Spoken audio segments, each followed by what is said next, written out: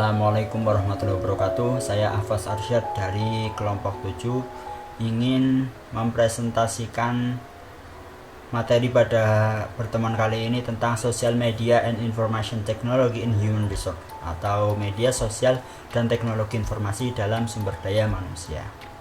Di era teknologi saat ini, media sosial dan teknologi informasi berkembang pesat.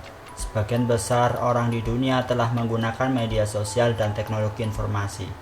Hal ini tentu akan memberikan efek dalam aspek kehidupan, salah satunya human resource. Sebelum kita membahas lebih dalam mengenai media sosial dan teknologi informasi ini, alangkah baiknya kita mengetahui terlebih dahulu tentang pengertian teknologi informasi. Pengertian teknologi informasi itu sendiri merupakan segala kegiatan yang memuat semua teknologi yang berhubungan dengan penanganan informasi. Penanganan ini meliputi pengambilan, pengumpulan, pengolahan, penyimpanan, penyebaran, dan penyajian informasi. Teknologi berarti pengembangan dan aplikasi dari alat, mesin, material, dan proses yang dapat memudahkan manusia dalam melakukan suatu hal. Teknologi mempunyai keunggulan. Keunggulan tersebut merupakan kenyataan yang tidak dapat disangkal bahwa untuk meningkatkan efisiensi, efektivitas, produktivitas kerja, suatu perusahaan tidak punya pilihan lain kecuali memanfaatkan berbagai kemajuan di bidang teknologi ini. Informasi berarti hasil pemrosesan, manipulasi, dan pengorganisasian sekelompok data yang memberi nilai pengetahuan bagi penggunanya. Saat ini, teknologi juga digunakan pada kegiatan perusahaan, baik dari sisi operasional maupun sisi manajemen.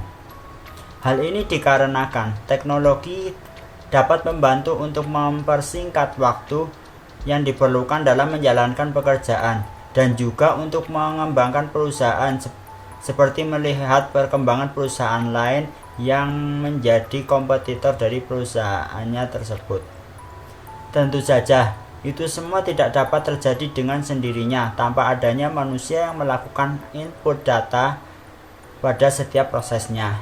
Pada sisi manajemen sumber daya manusia, teknologi juga mempermudah bagian HRD dalam melakukan penilaian dan penentuan kriteria pekerja secara cepat berdasarkan informasi yang telah diberikan oleh pelamar tersebut. B.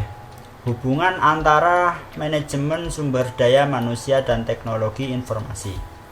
Perkembangan teknologi di era modern saat ini tidak bisa dipungkiri lagi sangat berpengaruh besar terhadap kemudahan dan kelancaran suatu informasi atau pengolahan data dalam berbagai bidang.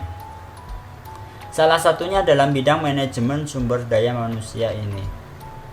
Dengan fungsi teknologi pengolahan, penyimpanan, dan penyajian informasi akan memudahkan proses manajemen personalia untuk mengatur sumber daya manusianya dengan baik dan cepat.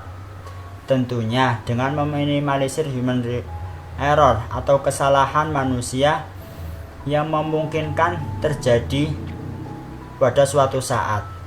Hal inilah yang membuat kedua aspek ini saling berhubungan antara satu dengan yang lainnya. Sekian presentasi dari saya, selanjutnya akan dilanjutkan oleh rekan saya. Wassalamualaikum warahmatullahi wabarakatuh. Assalamualaikum warahmatullahi wabarakatuh. Nama saya Asistan Kesa dari Offering N. Saya akan menjelaskan tentang sistem informasi manajemen. Yang pertama adalah pengertiannya. Dalam manajemen juga dikenal dengan adanya sistem informasi atau manajemen yang biasa disebut dengan SIM. Informasi manajemen adalah rangkaian kegiatan yang menghasilkan sejumlah informasi yang tersusun secara sistematik dan bersifat menyeluruh dan mengenai segala sesuatu di lingkungan suatu perusahaan. SIM juga dapat diartikan sebagai kesatuan informasi mengenali kondisi SDM yang memiliki berbagai komponen berupa kondisinya di masa lalu, masa kini, diprediksi kondisinya pada masa depan dalam lingkungan organisasi ataupun perusahaan. Sistem informasi SDM tersebut berisi data seperti dokumentasi, nilai yang dicapai ketika mengikuti seleksi dan penilaian setiap pekerja. Selain itu, juga berisi informasi mengenai karakteristik kepribadiannya dan keterampilan serta keahliannya. Juga bisa mengetahui kemampuan manajerial, prestasi kerja, dan lain-lain hal yang didokumentasikan secara individual. Yang D adalah penerapan teknologi informasi dalam manajemen sumber daya manusia. Penerapan teknologi informasi dalam bidang manajemen sumber daya manusia sangat mempermudah pekerjaan manajemen personalia untuk mengatur semua urusan yang berkaitan dengan SDM. Berikut penerapan komponen atau aspek dalam manajemen sumber daya manusia yang bisa diterapkan menggunakan teknologi informasi. Yang pertama adalah pengenalan identitas diri karyawan. Yang kedua adalah pengelolaan SK kerja atau daftar riwayat jabatan. Yang ketiga adalah pengelolaan jam kerja dan absensi. Yang keempat adalah pengelolaan cuti. Yang kelima adalah pengelolaan penggajian. Selanjutnya, keuntungan dalam penerapan teknologi informasi di bidang manajemen sumber daya manusia. Banyak sekali keuntungan yang bisa didapatkan dari penerapan teknologi informasi dalam bidang manajemen sumber daya manusia, seperti memudahkan personalia untuk mencari tahu informasi tentang karyawannya dengan data yang lebih akurat. Kedua, menghilangkan kebiasaan menggunakan kertas untuk form yang sangat tidak ramah lingkungan. Dengan penerapan ini, juga secara tidak langsung akan menjaga lingkungan. Perhitungan atas suatu gaji juga bisa menjadi akurat atas data yang ada dan formula penggajian yang sesuai dari perusahaan tersebut tanpa adanya lagi kesalahan jika perhitungan masih dilakukan secara manual. Selanjutnya, media sosial dalam sumber daya manusia. Media sosial merupakan media online di mana para penggunanya dapat dengan mudah untuk berpartisipasi sebagai berbagi dan menciptakan konten sesuai dengan yang diinginkan. Media sosial juga merupakan tempat di mana para pengguna bisa berinteraksi dan berkomunikasi satu dengan yang lainnya tanpa ada hambatan. Sumber daya manusia suatu perusahaan merupakan salah satu bidang yang banyak sekali tugasnya. Beberapa di antaranya meliputi mengelola gaji karyawan, menghitung dan membayar pajak perusahaan, merencanakan kegiatan team building, dan masih banyak lagi lainnya. Tugas khusus yang termasuk dalam tugas pokok juga adalah merekrut karyawan baru. Padahal pekerjaan perekrutan ini termasuk pekerjaan yang membutuhkan banyak waktu dan tenaga. HR harus menggunakan cara yang paling efisien untuk melakukan rekrutmen ini. Seringkali yang digunakan adalah memasang lowongan pekerjaan di media sosial. Berikut ini beberapa tips untuk melakukan perekrutan melalui media sosial. Yang pertama, pahami calon karyawan. Dengan memahami mereka, Anda dapat menjelaskan dengan pendekatan sesuai sasaran yang sudah disepakati perusahaan. Artinya, sasaran karyawan Anda adalah fresh graduate atau yang sudah berpengalaman akan membuat strategi pendekatan yang berbeda juga. Yang kedua, tentukan media sosial yang akan digunakan. Setiap media sosial memiliki ciri khasnya masing-masing.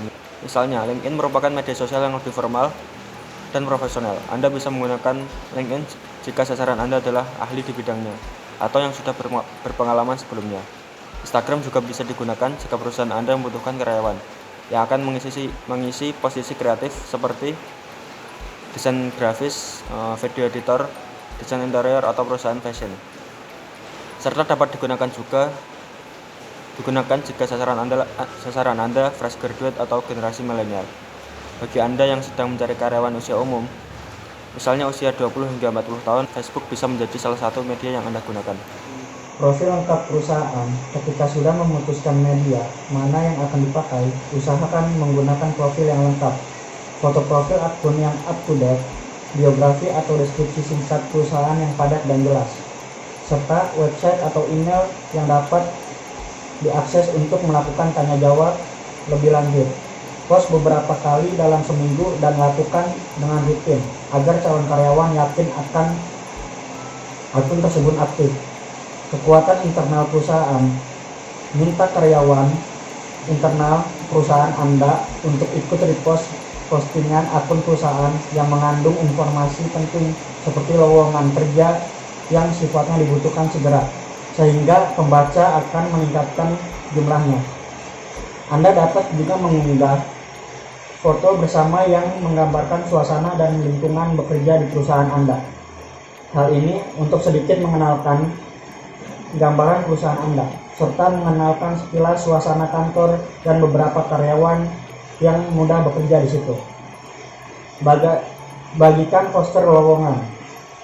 Jika Anda akan membagikan poster lowongan kerja yang sudah didesain oleh perusahaan, usahakan poster tersebut sederhana namun menunjukkan informasi penting, karena biasanya calon karyawan Anda sudah terlalu sering terlihat iklan yang hingar-bingar di sosial media mereka.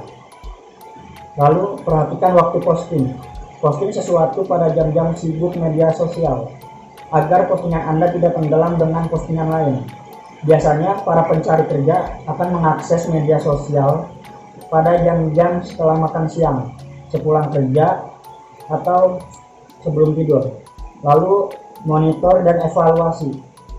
Lakukan monitor dan evaluasi secara terukur terhadap hasil sementara selama Anda aktif di media sosial. Kembangkan strategi yang membuahkan hasil dan kurangi hal-hal yang menjauhkan calon karyawan, karena Anda melakukan perekrutan melalui media sosial. Anda mungkin tidak bisa mendapatkan karyawan dalam waktu singkat, namun hal ini akan membantu Anda melakukan pekerjaan dengan seimbang antara tugas administrasi dan tugas rekrutmen karyawan. Dalam konteks dunia bisnis, khususnya dalam hal peningkatan kualitas sumber daya manusia perusahaan dan lingkungan kerja tempat di mana SDM tersebut bekerja, media sosial memiliki peranan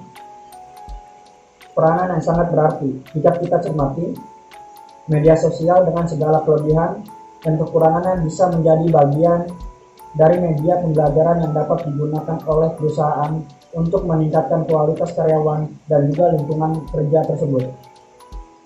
Lalu ada beberapa hal yang dapat dilakukan oleh perusahaan dalam menggunakan media sosial untuk meningkatkan kualitas SDM dan lingkungan kerjanya. Yang pertama, pengintegrasian secara proporsional media sosial terhadap aktivitas pekerjaan para karyawan. Yang kedua, menjadikan media sosial sebagai bagian dari upaya engagement karyawan. Yang ketiga, menjadikan media sosial sebagai tempat transfer ilmu pengetahuan dan juga transfer pembelajaran.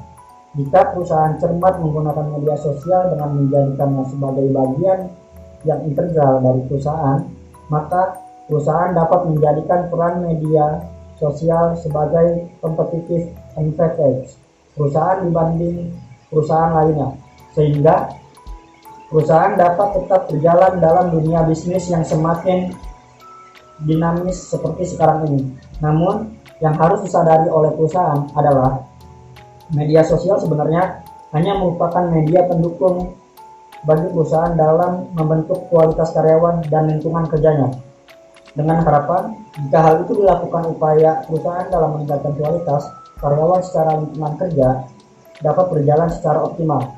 Baik, terima kasih. Sekian dari kelompok saya. Kurang lebihnya mohon maaf. Wassalamualaikum warahmatullahi wabarakatuh.